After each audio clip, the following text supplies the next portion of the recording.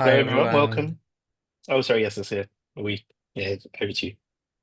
Hi everyone. Good afternoon, good morning, depending on where you are. And I'm here with Jamie from Doerscircle and also our guest speaker today, Amithe Gamage. Amithe is the co-founder at Brand the Pro.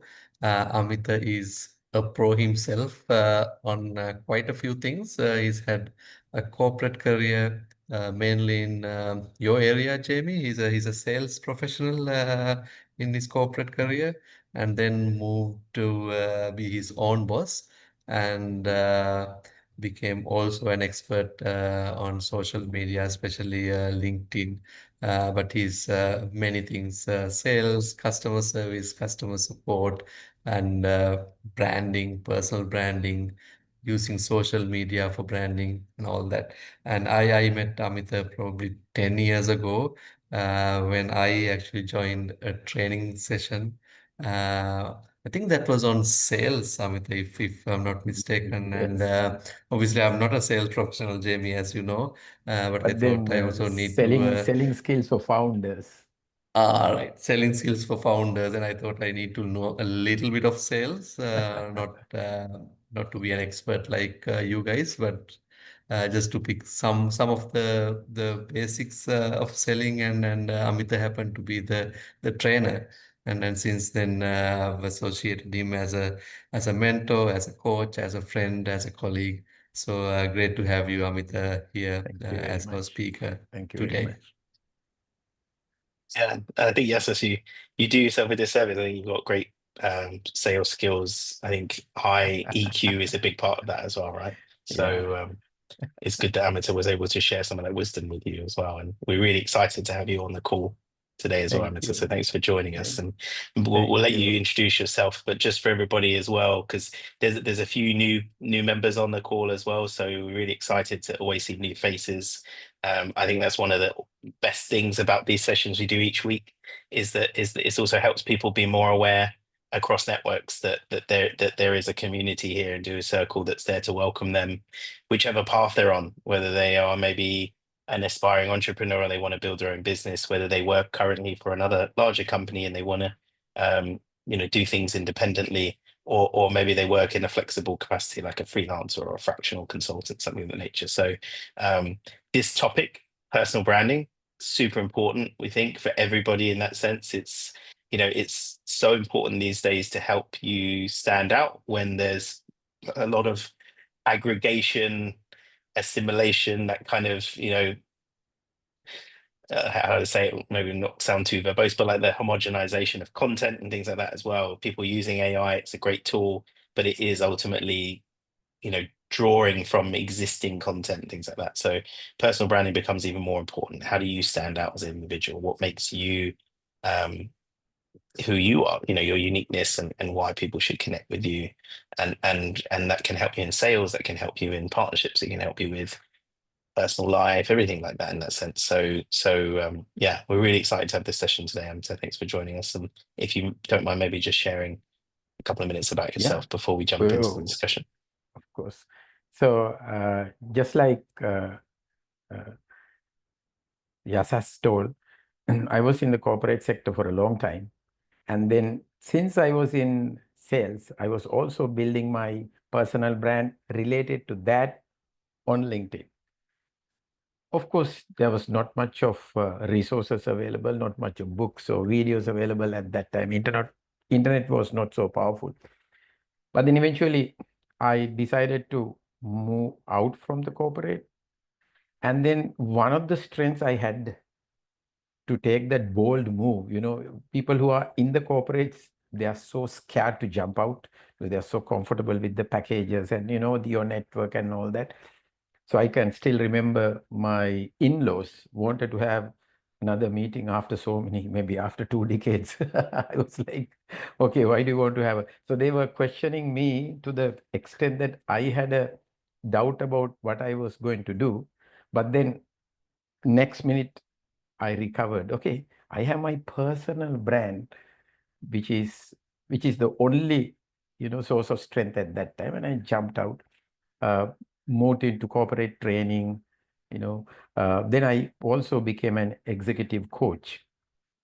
And then suddenly people started inviting me to come and talk about, how do you do this on LinkedIn? I currently have more than 50,000, more than 51,000 connections on LinkedIn, and then probably close to 20,000 on my Facebook. So people were asking, Amithe, how do you do it? And then I realized, okay, people value these things also. They were not my main income earners or whatever. They were just supporting my journey.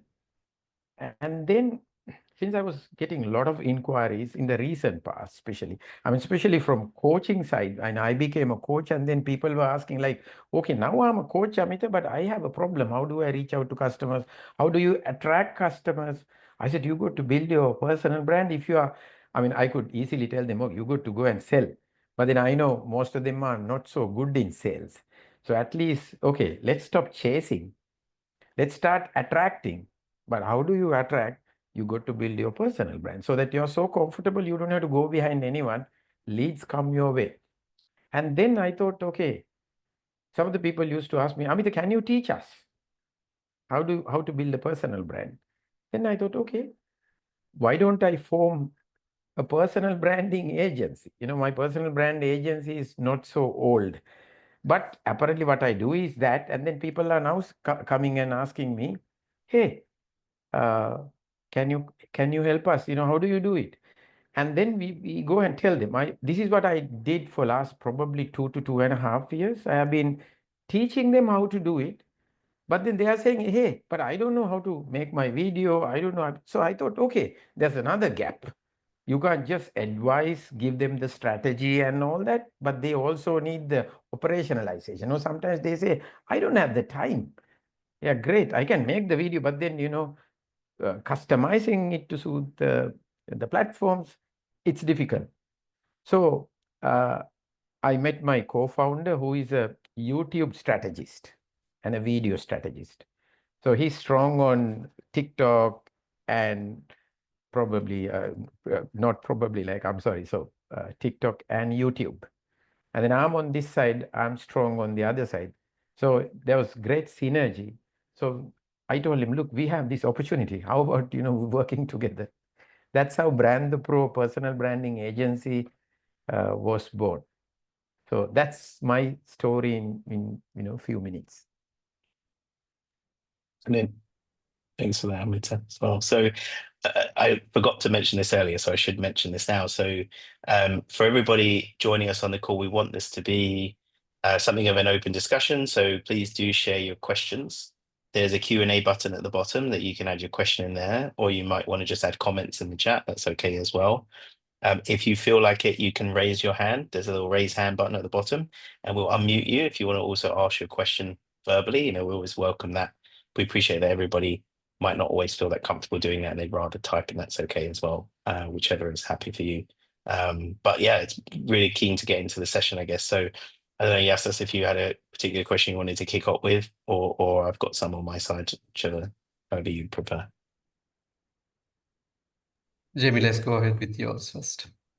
Sure. So I guess like you mentioned a couple of things there in particular. You mentioned a following or connections on LinkedIn of over 50,000 and then Facebook over 20,000 as well. Two very powerful platforms. And I know for Evelina, who's joining us on the call, for example, she's based in Japan. Facebook is actually the most powerful tool for business networking there as well in that sense. So it does have a benefit, not just from a personal point of view, but from a business point of view. So I guess how do you go about accumulating such a size of a following? Because we do see people posting in our feeds regularly in that sense, but I don't know what impact that has. Is it just posting in time? Is it particular content? Is it the events? And therefore people, you get chunks of people connect with you after that. I guess it's like how does somebody kind of who's Now, interested in accumulating? Yeah, so especially this is very true if you have a product to promote. Naturally, what happens is you feel like promoting your product, your service, your consultancy, and all that. So if you look at me, what I have done is I have not become salesy over the years. So then people are this is a bit of a controversial argument. I myself is a professional salesperson, and I teach people how to sell.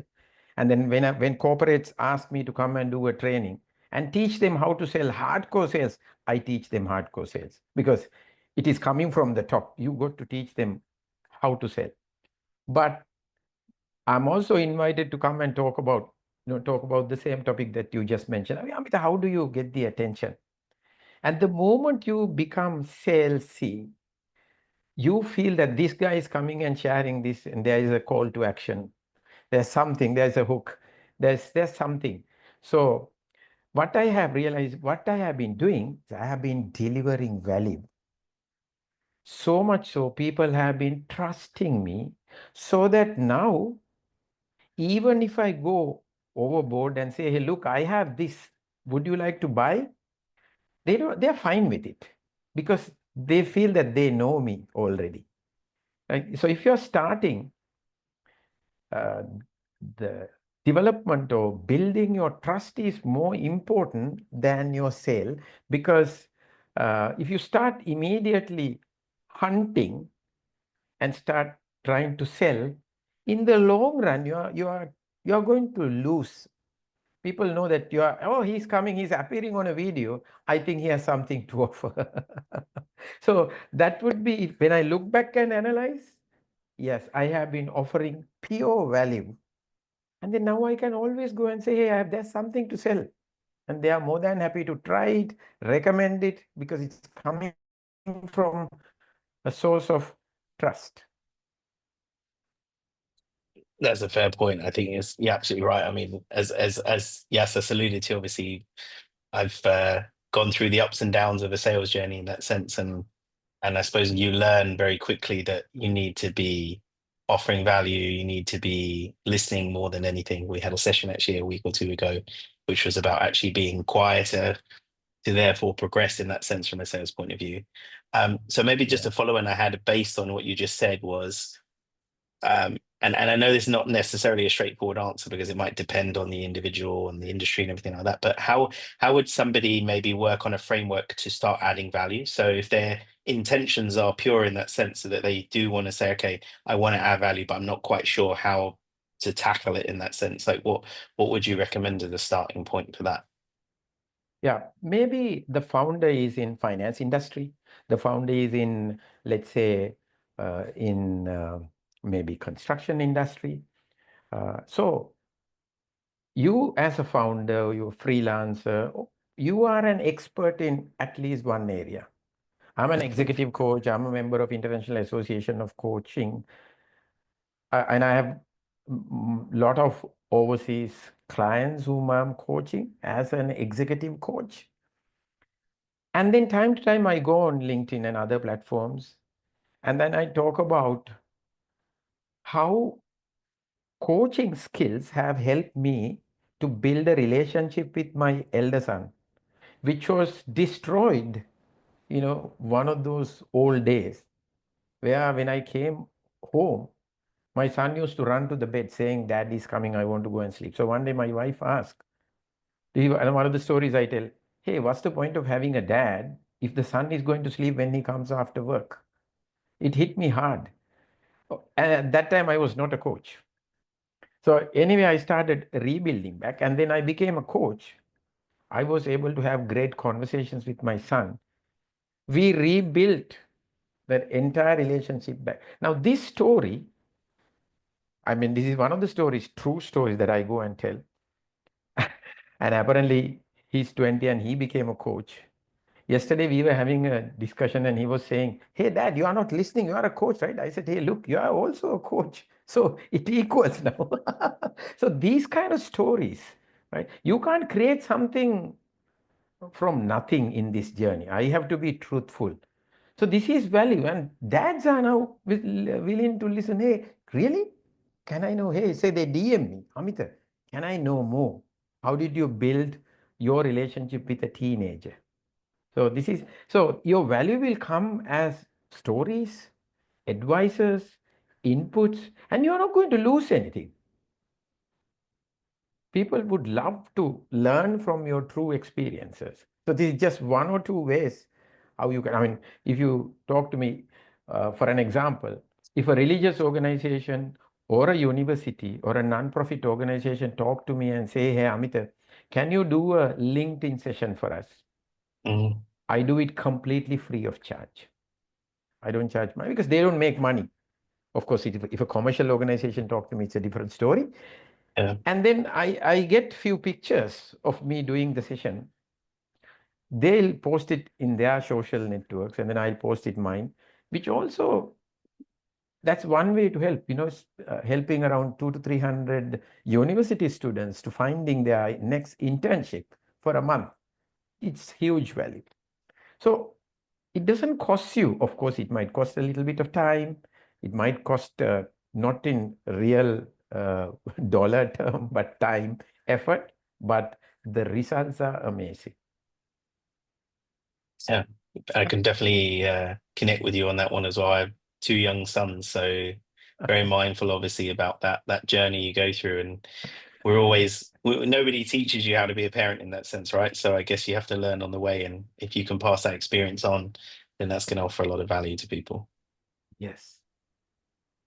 Amit, I was going to ask a question. Maybe it might help our audience if we also talk about the profile, LinkedIn profile itself, some of the key things that they need to have. When you talk about the personal brand on LinkedIn, I guess your profile is kind of the centerpiece, and then the content that you do is the reach for that profile, right? And then you attract others to come.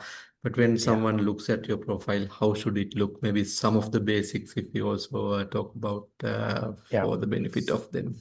Yeah. So some of the things, what you can do is it's so easy now. If you compare LinkedIn with other platforms, sometimes it's difficult, but LinkedIn has made it so simple. There's a section called profile section. I mean, the fundamental. You got to have a beautiful background picture. Your face has to be smiling and with professional attire. Of course, if you're on music industry, have your ear pierced. There's a tattoo. That's okay. That represent your industry. If not, you are going to be among 1.2 billion professionals. So make sure that it matches with your industry. And of course, then the rest of the items on your LinkedIn profile, LinkedIn has given profile section, right? So let me quickly open I just forgot the term that they have given for for that section. So it says add The profile featured bit. section, add profile section. So that's your checklist basically. When you click add profile section, LinkedIn has listed down with down arrow keys all the sections that cover your entire LinkedIn profile. So if you click add profile section, it'll ask you add education. So you can go back and see whether you have added your education. I was helping a client, and then one day after completing the profile, after 2 weeks, he sent me a message, Amit, I want to talk to you. The client was from Malaysia, and then I said, okay, let's get in touch. So then he said, Amit, I forgot to tell you, I wrote a book. I said, when? 5 years ago. So I said, you are an author? Yeah, I forgot to tell you. So sometimes people forget. So we immediately added an author of this kind of a book that enhanced the value of the profile. So education, maybe you have done a certification, maybe you have done something related to change management, which you haven't added because it's not a 3-year degree that you have done. So maybe it's a 6-month certification course. So you forget to, oh my God, I haven't added. So LinkedIn knows this. So it has given add education, add position, add services, add a career break, add skills. And then it also asks about add recommendation, add featured, add licenses and certifications, add projects, add courses, add recommendation. I'm just reading the list down. So it's so easy. Add publication. Sometimes you have forgotten. You have published an article on a research journal. Yeah. Add patents if you have any, honors and awards, test scores, languages. Sometimes you forget that you can speak Chinese and you never add it to your LinkedIn profile. Maybe you can speak Tamil. And you have forgotten to add because it's so obvious you know two languages, right? So add organizations and add courses. This is so once when you fill that, then you know you have a profile that is beautiful and full. That is number one thing. That has to be done. If not, I know sometimes clients have told me, because my client is sometimes a CEO of a large organization. And we talk about how they do business. And they talk about how somebody reached and then how uh, he or she didn't want to. I mean, I saw yesterday, my younger son is 16 years old and he's on LinkedIn. He has 16,000 connections. I'm sorry, 12,000 connections. And one of the things I told him when he was 12, one day, when you go to the corporate market, maybe to work, or maybe you want to, get some investment, you can't be using my name. You can't tell, I am Amithe Gamage's son. So at the age of 12, I told my younger son, build personal brand. And he has a podcast where we reach out to top people. I used to reach out to people and used to tell, hey, look, my younger son is doing a podcast. And one day my younger son said, I think I can do it by myself now. Now you don't have to get involved. Now he reach out to people and say, hey, look, I would like to interview you. This is my profile. So that is once when you build. So people first come and check the LinkedIn profile before saying, yes, because let's say a 14-year-old is writing, I am 14 years old, I would like to interview you. They never give a yes or no answer immediately because they want to take time to go and check his profile. And I mean, I think he has got about one or two rejections, very polite rejections for whatever the reasons. Other than that, every time he reach out, he gets a yes. So one thing is because you have a completed LinkedIn profile. And LinkedIn has made it so easy. Yeah, that's fantastic, and that's really interesting that you started that very early on as well. I think I remember I met somebody a while ago, and they said to me they were like, "Look, do a simple exercise, do a Google search with your name." Of Yeah. course, obviously, some people might have a name that is shared with many other people in that sense. But in that instance, I would guess you can maybe add a keyword or two, maybe the company name or something like that. But the point there is that quite often LinkedIn is the first entry on the search. And that's where people will go, as you just said, to find your profile. So it's really important to have that in the best shape possible because Yeah. that's going to be people's first impression. Yeah. Also, LinkedIn belongs to uh, Microsoft, and Google trust LinkedIn first, then the rest of the platforms. Yeah, spot on. I was actually going to launch a little poll just for people in the group because I'm kind of curious to see where people are at, because I think some people on the call might be, on a further along on their journey when it comes to personal branding, and other people might still be getting started. So just thought it'd be good to get, it's just two questions for everybody. One is multiple choice, one is one choice only. But just to see, okay, which platforms do people use other than LinkedIn? So Facebook could be one. There's even, I put TikTok in there. And then the other part was just how regularly do people do it per week, like once per week, more than once, etc. So that will be launching now. Feel free to just put your answers. It's anonymous, so there's no worry about, you don't have to feel embarrassed if it's less than once a week, no problem.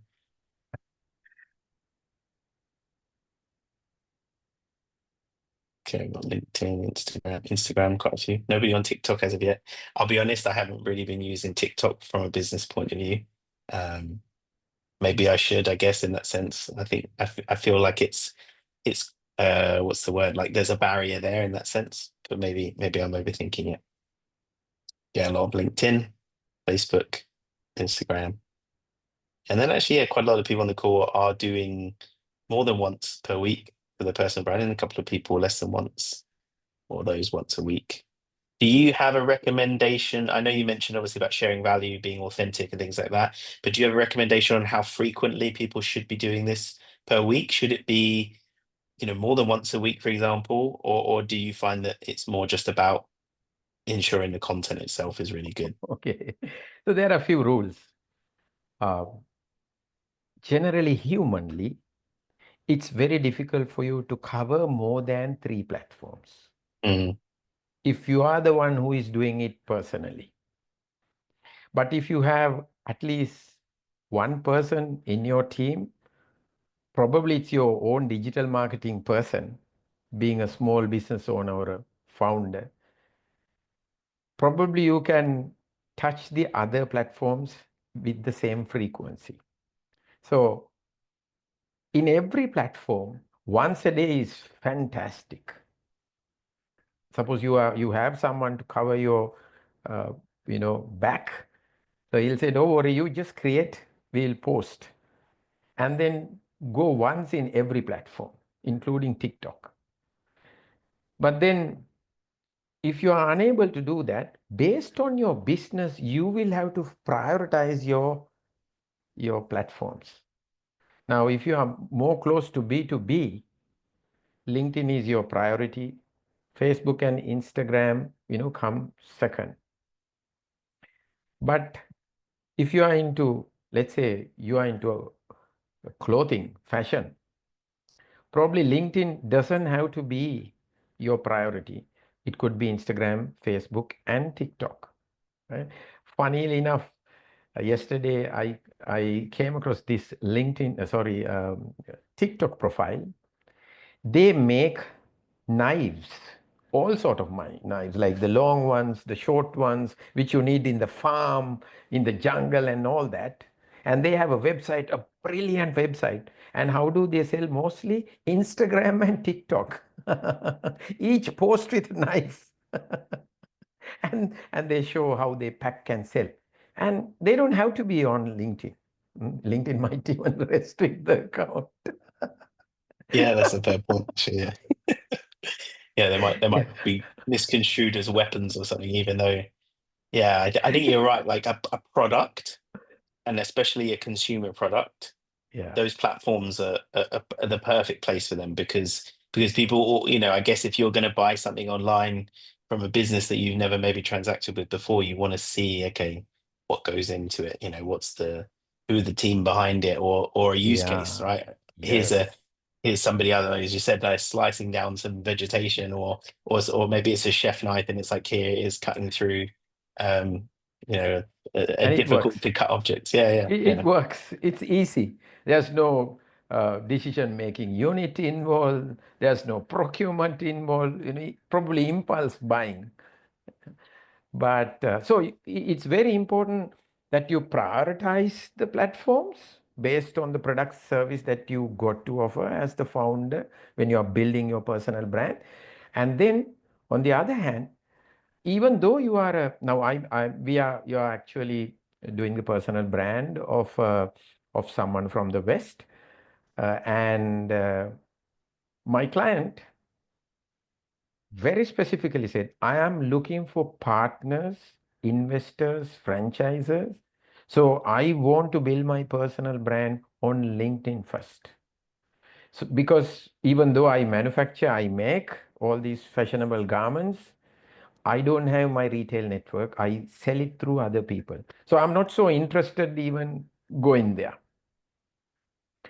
But in 2 years' time, I'm planning. I said, so we have to be there on other platforms also, because by the time you are ready, your personal brand has to be there.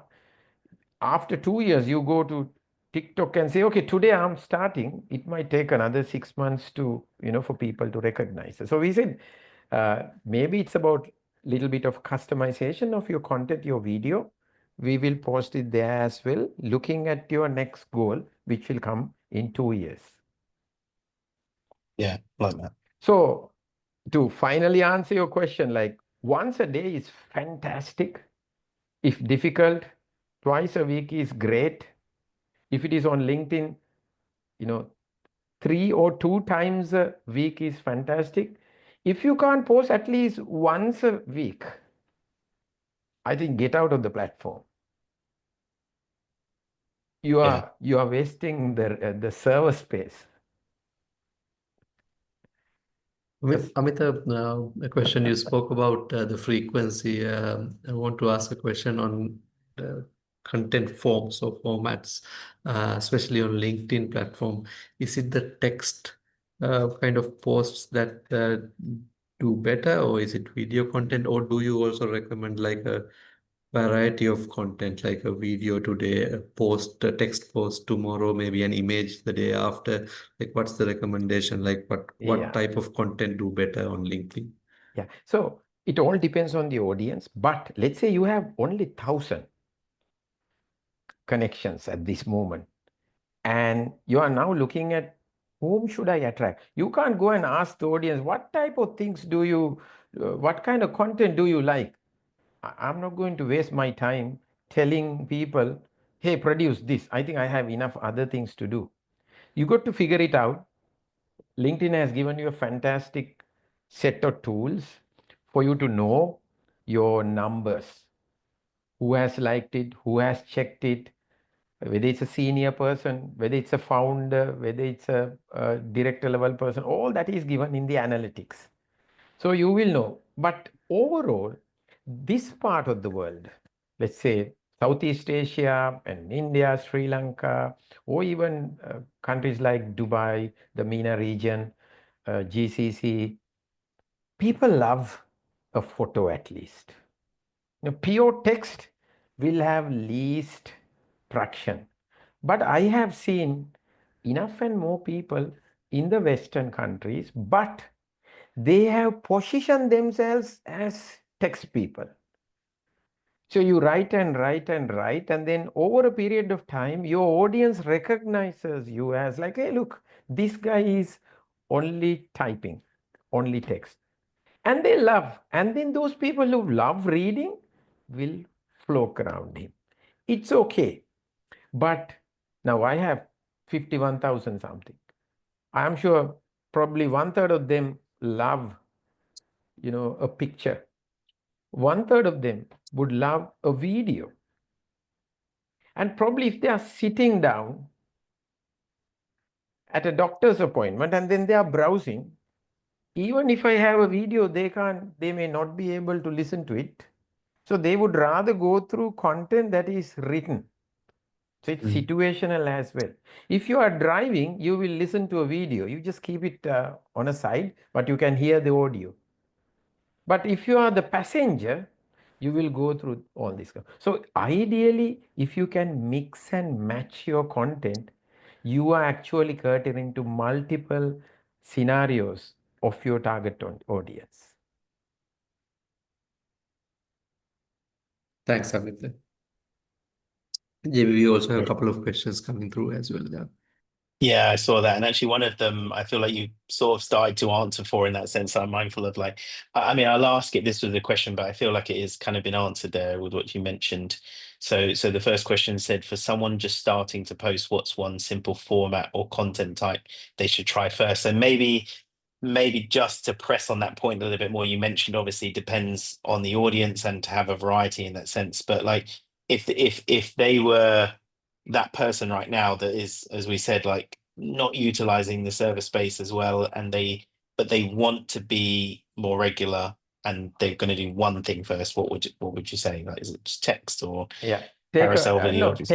Text is too simple, I would say. You want the attention because you are also fighting for attention. Someone is Mm, scrolling. You got to post something that will make them stop and scroll. I mean, last 3 months, 3 of my posts went viral. And all 3 were not about me. One thing was I saw an ambulance on the road which was sponsored by a private company. So I wrote about what a great service for a private company to sponsor, for a 1 year, an ambulance. Everything is looked after by them, and I tagged that company. So eventually, the founder of the company also came and reacted to it. 100,000 people saw it, 100,000 impressions, more Wow. than 1,000 reactions, probably 50 to 70 resharing. It was, and I got about probably another 200 to 300 connection requests from the IT industry, because the company that has sponsored was in IT industry. I was driving and I was going slow. I had to take my vehicle out. And then I took my camera and took a photo. That's all. That time, there was nothing in my mind, but I posted. Another one, there was a guy on the road with a little trolley, which had all this grease and oiling. So his job was to go to small machinery and oil them, lubricate them. Right? And there was a small board says greasing and lubricating. That's all. I was at a clinic with my son. His doctor was coming, so I was outside and I saw this guy was going. I took a click. And I said, look, that's pure entrepreneurship. Solving a problem. I mean, because I'm also working with a lot of entrepreneurs. So Mm. my point of view will tell the other entrepreneurs, he knows something about entrepreneurship. I didn't have that intention at that moment. It was so nice to see someone doing something. While there are a lot of people who are complaining, I don't know what to do. There are no Mm. opportunities. This guy is just grabbing an opportunity and he has no competition virtually. Nobody is doing that. And that went viral, probably about, 75,000 impressions. So many reactions. So many people were talking, yeah, that is pure entrepreneurship. They were endorsing it. Hats off to the guy who has seen an opportunity. So what I'm trying to say is, you don't have to, you just have to document. I mean, I sometimes don't like this word, create content. Mm. I mean, how can you create something that is not there? Yeah, you can go to ChatGPT or some image generation tool and say, okay, give me an image of this. And then now you're thinking so hard, okay, what can I post now? And then eventually you will hit a wall. Nothing is working. But if you are a founder, you are a freelancer, you are a small business owner, my God, your daily life is full of content. People just don't do that. You just document, take a photo, write it. I was at this place and I saw this. It could be your own story, it could be someone else's story. People value it. And your point of view, you are writing. That's the most important piece, which will get the attention, the comments, and you don't even have to ask, what do you think? You don't ask. You don't Mm. have to. Of course, it's good to ask, but it's so obvious. People started commenting like things. So a little bit of my personal experience. No, I love that. I think it's perfect. I mean, I'm a hobbyist photographer, and one of the things I learned early on with that is photography is about storytelling. You're trying to convey what's happening in a scene in that moment, in that sense. And so I think that's a great approach as well from what you do on social media, to be able to show to people, look, this is something that's happening, but then, as you said, put your point of view on it. So hopefully that question that helps them give a bit of inspiration. And there was today I was reading, there was this dog photographer who used to walk on the road and taking photographs of the dogs, people walking dogs. Today he's a dog influencer, like, millions of, some 10 million followers probably. I mean, I'm sure he never thought that it would happen. He just documented it. That's it. Yeah, that sounds fun though. I don't know if anyone here wants to be a dog influencer, but there you go. You could, or you could do something else, right? Exactly. There's the world is your oyster in that sense. There's a lot of Yeah. opportunities. Amit, I would ask another question because we have founders here and freelancers who are looking for business. I know we kind of discussed that we shouldn't be salesy on the platform, and it should kind of attract people's interest and build trust, right? But at the same time, people are looking for business as well. So in terms of generating leads on LinkedIn, I'm talking more on LinkedIn because that's what I'm familiar with. But if you want to touch on other platforms, please feel free to I will do touch on that. other platforms But as well. yeah, Yeah. but in terms of generating leads, like what's your advice like? Is it something that could happen over time? Like you share content about your product, about your business, and build trust, and then in 6 months, in 12 months, 18 months, slowly it will start to come? Or is there something that we could do to generate leads a bit earlier or a bit faster?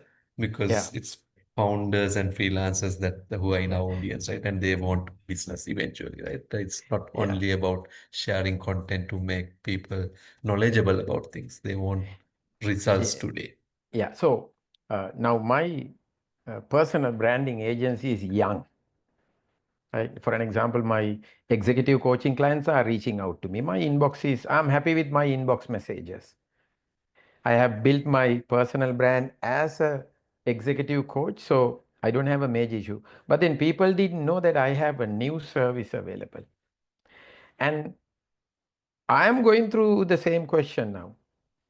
So luckily for me, I have few other businesses which are generating revenue.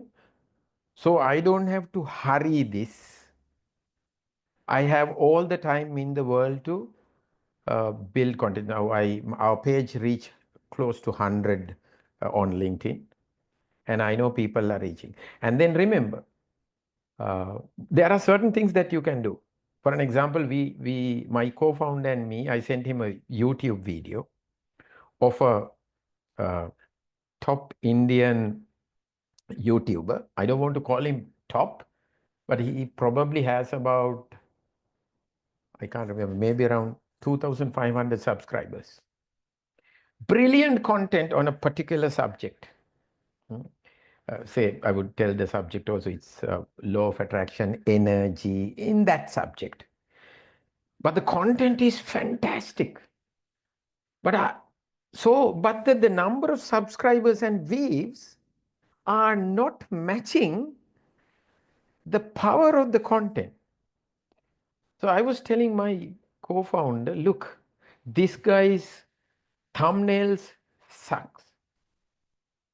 He's sitting behind his wardrobe, so you can see what's on top of his cupboard and, horrible background. So I was telling my co-founder, hey, gentlemen, now I can see this. You are the YouTube strategist. How about we giving this gentleman a completely free makeover, no strings attached? So he said, yeah, let's reach out to him. So we are yet to reach out to him. But these are some of the things that you could do. Do it free. Now, we are not planning to get clients from him, but I'm sure if I'm a freelancer, but who can help with thumbnails and all that, I do that to a upcoming growing YouTuber, he would be at completely next level. I mean, I had an editor, and I connected my editor to a top YouTube and this type of a professional. When I said connected, I said this guy is looking for an editor. That's all I did. I took a screenshot and sent it to him. Now I can't afford my own editor today, and I don't blame him because he's catering to global client, and he always say, "I'll never stop serving you because you helped me to get connected to that top guy." Because my editor was not on LinkedIn, but I saw somebody was asking for an editor a few years back on LinkedIn. So he had a blind eye to it. He didn't see, but I took a screenshot and sent. He sent his portfolio, and they gave him a small project. He did his super well, and then he joined. Today, honestly speaking, I can't afford, in the sense, he's catering to very large clients. Even though he's more than happy to help me, I said, no, you support them. So that's how it is going to operate.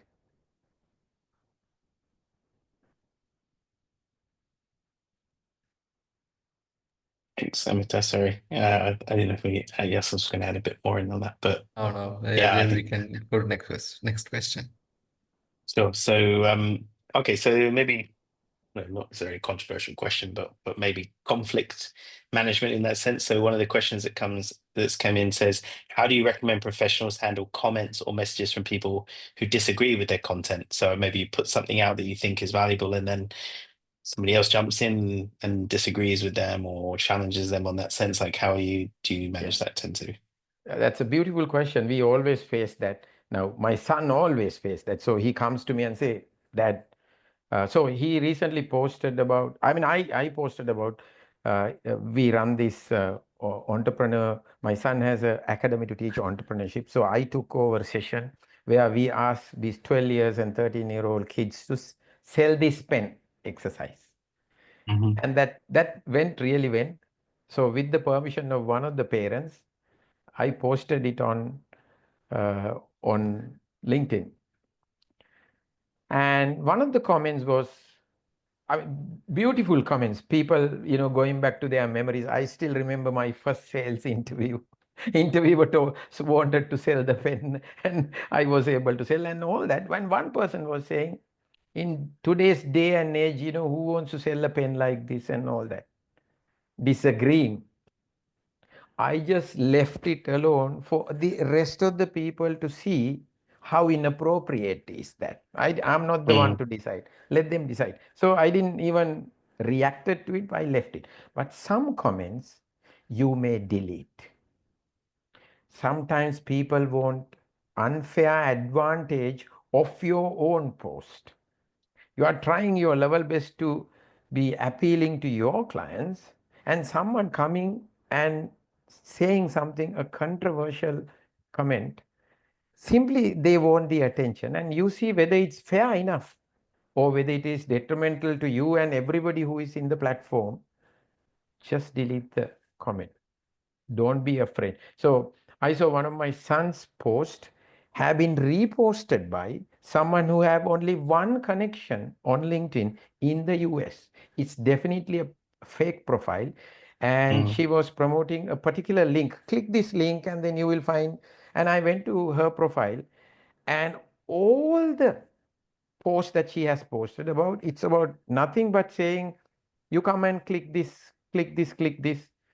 What I did was I reported that profile to LinkedIn, saying this could be scam or something like that. And LinkedIn is very beautiful in that way. Next day, when I went to my son's profile and wanted to click and see who has reposted, and you can see one person reposted. She reposted his content and added that link and say, click this link. So I went and clicked one repost, and that post was not there. LinkedIn has removed it. So it is everybody's responsibility also to maintain this professionalism, it's a safe environment for everybody. We all have individual responsibility. Yeah.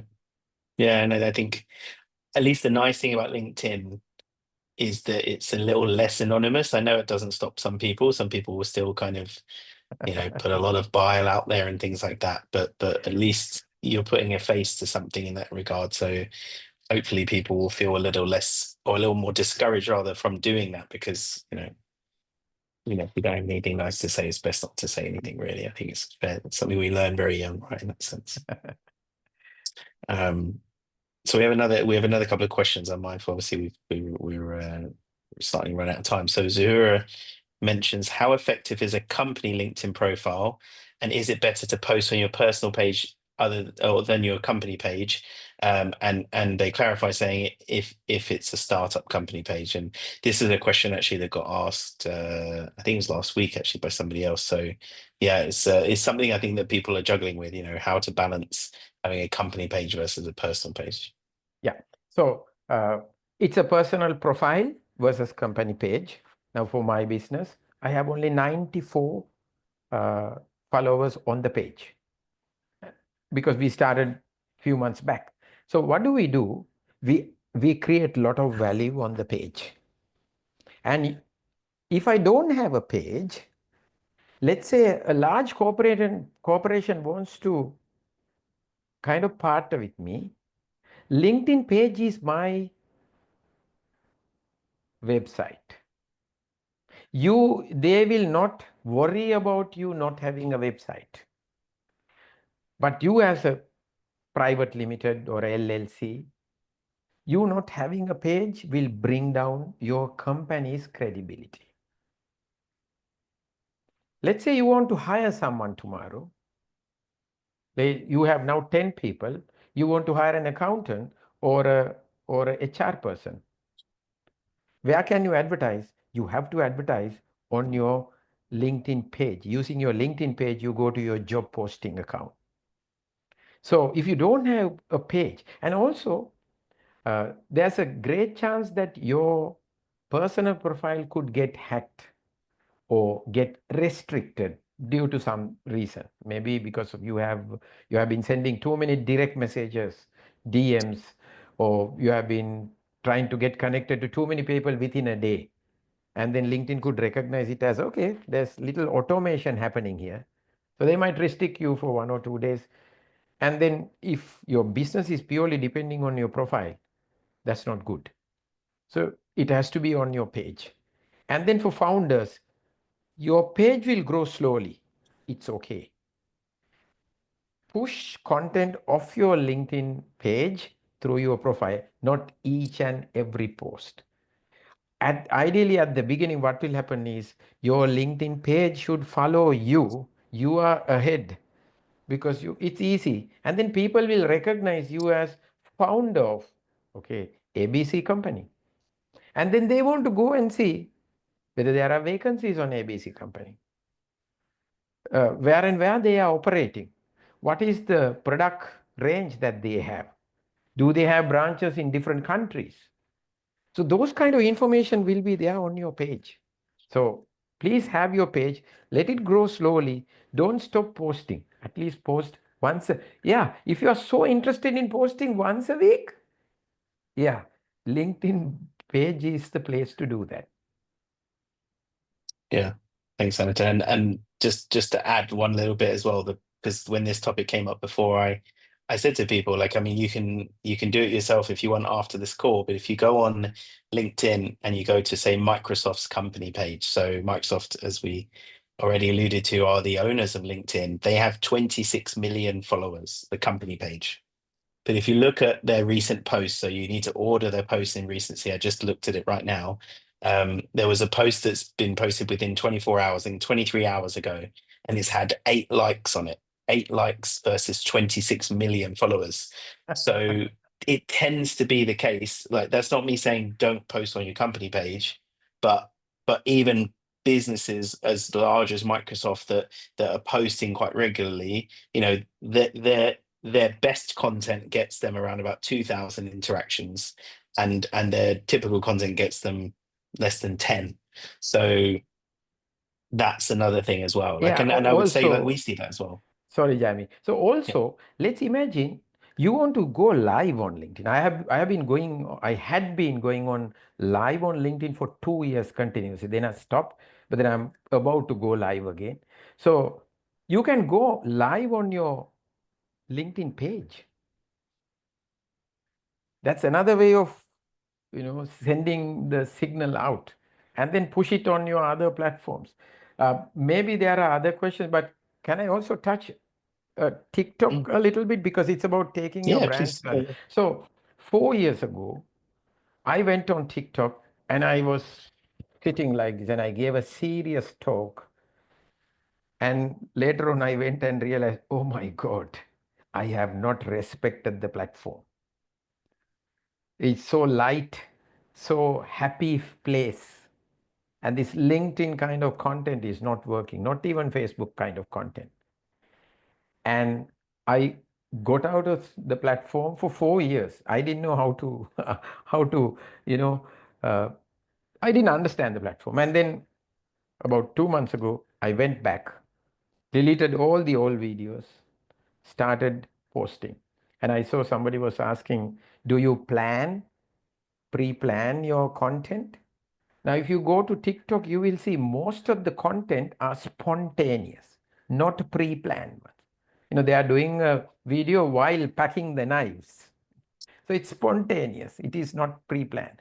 So And then you may see, even on LinkedIn, people love things that are happening right now. I can schedule all my posts for next 20 days, but relevance will be gone.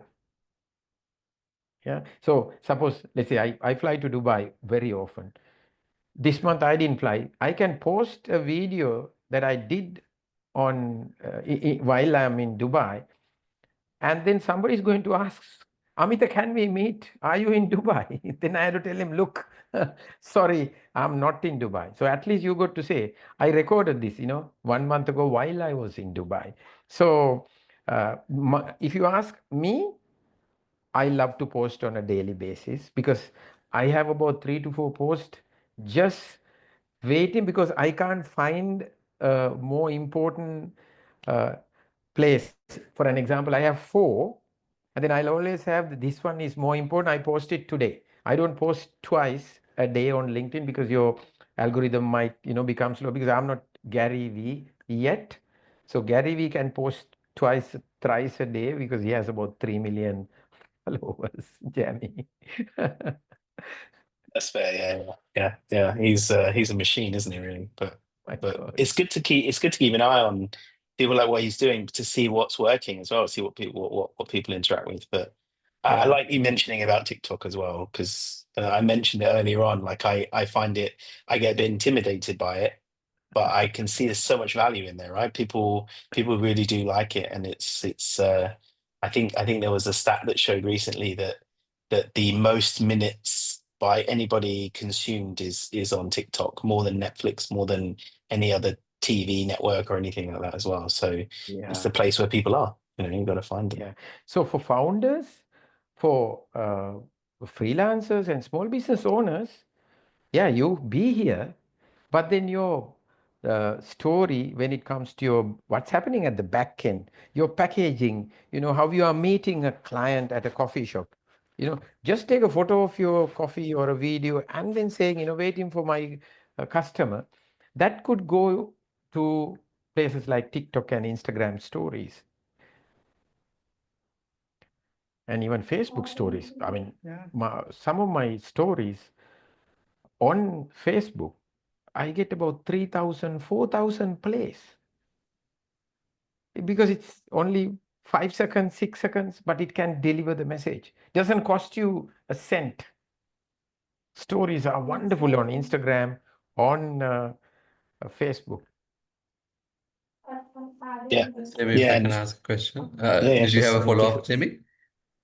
I was just going to add the last bit that you mentioned Please. about this example, because I think it relates to Yassis's question about lead generation, is that it might not give you a direct lead there and then, but it's that awareness, and it's that when the timing is right, just like in that instance, if you're in Dubai, then it's like, hey, let's have a meeting, let's grab a coffee, and then the lead comes from that, because you've triggered that through the content you did. So I do think there is a connection there, that it's a real connection. It's just not always easy to quantify. Yeah. So adding back to Yasa's lead generation question, yes, you always have the option of going to somebody's inbox and talking. But if you are brand new, you don't have a larger following, and if your content is not so good, there will be a bit of a resistance. You are not going to get any response from that person. It's Thank you, Amitha. dangerous. Yeah. Thank you, Amit, and thank you, Jamie. I know we are almost over time as well, not almost, actually over time. But I'll ask one more question, with on uh, on matching the profile and the content, right? I mean, we were talking about posting maybe daily or maybe 3, 4 times a week. And if you are in content type business, if you are in the business of say coaching, maybe it might work. But if you think of a CEO or a founder who's running a business, and then also posting on different topics every day, would that kind of confuse the audience? Like, this person is running a business on fintech, but they're also posting content on music, for instance, or some entertainment matter as well. I'm just trying to understand, like, would it affect the brand negatively if someone posts regularly and the content is not aligned to what they want to be perceived for? Yeah, so let's take a newly found uh, company CEO. He's the founder. You have only 3 people yet, and you are doing this app. It's related to fintech. So what do you do from the morning to evening? Either you are with the developers, or you are with a client, or you are with the regulatory authority. You are at the central bank auditorium because central bank is announcing some new regulations for all the apps, and that's your content. Just document what you do on a daily basis so that it's somewhat related. Somehow it is related. Yeah, but then after working so hard for 1 month, now you are at a music festival. After all, those 1.2 billion people are also human beings. That's why sometimes they add to the headline, dad of 2 beautiful daughters, a hiker, dog lover. That can remind us suddenly, hey, we are human beings and there are other reasons to get connected. Thank you. A beautiful answer, Amitha. Back to you, Jamie. Yeah, sorry. I know we're in overtime now in that sense. There was one more question that was in there, so yeah, I think it's probably a short answer. I feel like I know what you would answer based on what we've spoken about today. But the question said, are LinkedIn paid ads worth it for follower growth, or should we focus purely on content and engagement organically in that sense? I mean, you know the answer. I feel like, Organically. yes, organically, right? In that It's sense. organically. My God, Authenticity, it's right? organically. I mean, just look at some of those who have got larger following. You can never get a following, genuine following. I mean, how many ads have you clicked on LinkedIn? None, to be honest. Yeah. Probably none, you know. So unless and otherwise you are Mercedes Benz and your newest car is coming up, people love cars, so you can do that. Not otherwise. Yeah. So probably you will go to Apple page or Samsung page only when they are ready to launch their next model. And Yeah, then for one exactly. Yeah. year, 1 year you are not going there. So reaching those high numbers organically is the easiest. How? Relevant, meaningful content. And also, probably I'll add the last one. LinkedIn recently introduced this feature where you can see how many impressions you are getting for your comment. One of my comment on somebody else's page got 3,000 impressions. Oh, Sometimes my own post doesn't get 3,000. My yeah. comment is so valuable, so good, has got 3,000. So start commenting if you can't post. That's a really good point. You should have mentioned that earlier, actually. Yeah, commenting is, and it also, I think it also good for the algorithm because when when you're organically interacting with people, then it tells the LinkedIn algorithm that you're somebody who is regularly on the platform, and therefore when you do a post, more Yeah. likely to be So featured as well. there's someone from Europe who is interacting with my content so much. My co-founder was asking, Amita, did you ever reach out to her and look for a partnership? Today morning he asked. I said, no. Why don't you do it? Because, she's commenting some meaningful comments on your post. And I was thinking, oh my God, we are like friends now because of the number of comments you make. But we are not friends. But then I can easily go to her inbox. No harm will be done. Yeah, it's like pen pals in a way, right? You write to each other and then build a friendship. That's the word I would say. It's like Yeah. pen pal. Yeah. Great stuff. Okay. Sorry, I know we've gone over time, so I just wanted to share. I'm going to share my screen so because I want to obviously make sure that people know how to kind of keep in touch with you as well. So if you didn't already know, so please do follow Amita. You can find him on LinkedIn, and your other channels. If you want to maybe put that in the chat, if there's other, maybe your TikTok page, I'd love to have a look at it as well because from Same from the name. point of view. Same Oh, same name. name. Okay, perfect. So I'm going to look you up on there as well because I know that's a mission of mine is to be a bit more active there as well. And then the last thing I just mentioned just before we wrap up as well, just because I know there's a few new faces on the call as well. So We do these events every week. We do events on Wednesdays and Thursday afternoons. We've got a whole host of content. We've got a backlog of content as well that you can look at on our YouTube channel. But we're also really keen to hear from you about what else you want to see as well. So if there's other content, or if there's something more specifically within personal branding, for example, you'd love to go in more detail on in the future, let us know. We'd love to help you. And just so you know, so you're in the loop with everything, if you go on the Doerscircle page, then you have a button up the top here, which is to sign up for free. So it's completely free to sign up. You simply click that button. You can enter your email and sign up there, or you can use one of the other social platforms to do so as well, like your LinkedIn, for example. And we do encourage everybody who is new, obviously, to do that, because that's one of the requirements for the events in that sense. But thank you, obviously, for joining us this week. We really appreciate your input. Some great questions. I think a really fantastic discussion. Amithe, and some pearls of wisdom I think that we can all take away. Thank you very much. Thank you for the audience who came here, and for the opportunity, Yasas and Jamie. Appreciate it. Thank you, Amithe. Thanks, everyone. Have a fantastic rest of the day. Thank you. Bye.